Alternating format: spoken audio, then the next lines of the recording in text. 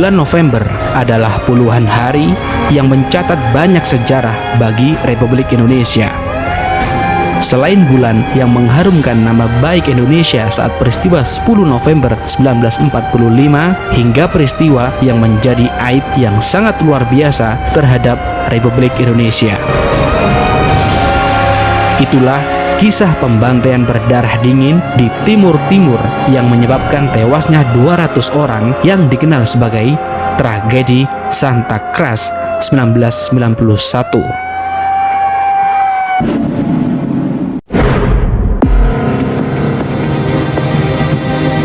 3 bulan menjelang Natal pada tahun 1991, kabar beredar di Timur Timur bahwa sebuah delegasi parlemen dari Portugal berniat mengunjungi daerah Timur Timur.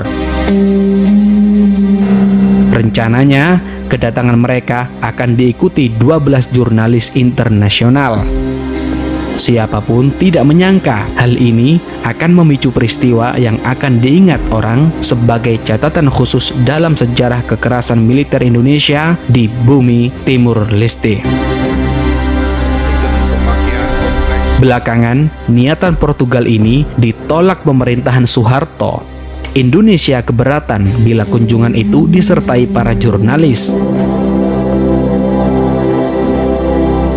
Sementara di dalam negeri sendiri, jauh-jauh hari para pemuda Timur Leste yang melakukan perlawanan bawah tanah sudah kadung menyiapkan sambutan atas kunjungan Portugal itu. Namun gerakan bawah tanah mereka ternyata diketahui pihak intelijen Indonesia. Mereka yang membuat spanduk-spanduk penyambutan delegasi Portugal di gereja Motel Dili diawasi terus gerak-geriknya oleh pihak intelijen Indonesia. Sehingga pihak intelijen Indonesia membuat skenario agar bisa menyulut aktivis pro kemerdekaan Timur Leste dengan menyewa para provokator. Akhirnya pada malam hari 27 Oktober 1991, sekelompok provokator yang bekerja untuk intelijen Indonesia mengejek para aktivis pro kemerdekaan dan memancing mereka untuk ribut.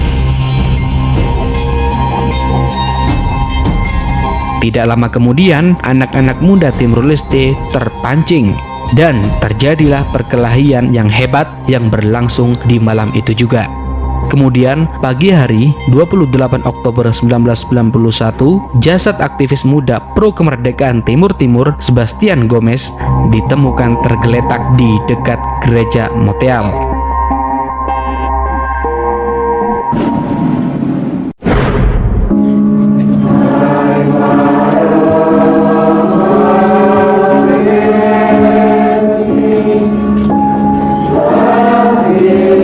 Pada pagi hari 12 November 1991, Pastor Alberto Ricardo memimpin misa arwah untuk memperingati kematian Gomez di gereja Motel Dili.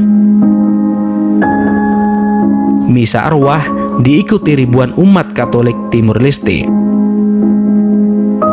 Ketika acara misa arwah selesai pukul 7.00 waktu setempat, sekitar 500 orang keluar gereja sembari membentangkan spanduk bergambar Xanana Gusmao, pemimpin gerakan pro kemerdekaan Timur Leste.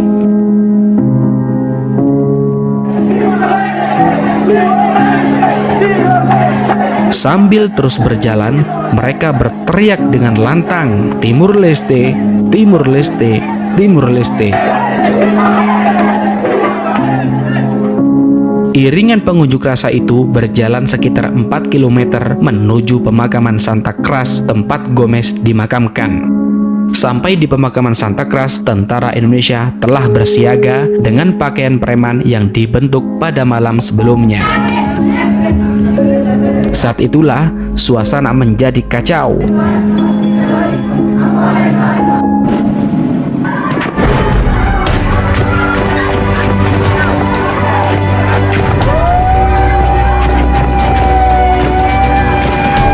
Sirine dan suara letusan tembakan memekik telinga. Para demonstran lari tunggang langgang, sementara yang lain mencari persembunyian di antara nisan-nisan Santa Cruz. Pada waktu itu, tentara Indonesia menembaki massa dengan membabi buta diikuti berondongan senapan otomatis selama beberapa menit. Tentara Indonesia menembak ke tengah kerumunan dan membuat para aktivis pro kemerdekaan tertembak di punggung saat mereka berusaha melarikan diri. Tentara lainnya menendang dan menusuk korban hingga terluka.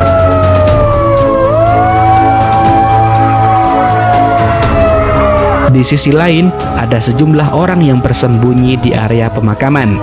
Akhirnya, banyak mayat yang bergelimpangan.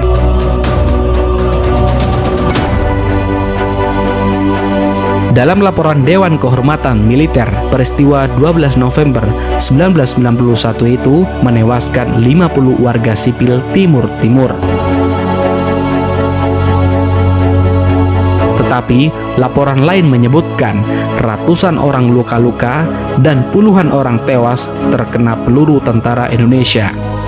Penyelidikan rinci dari perlawanan bawah tanah Timur Timur bahkan mendapatkan angka hingga 273 jiwa yang tewas.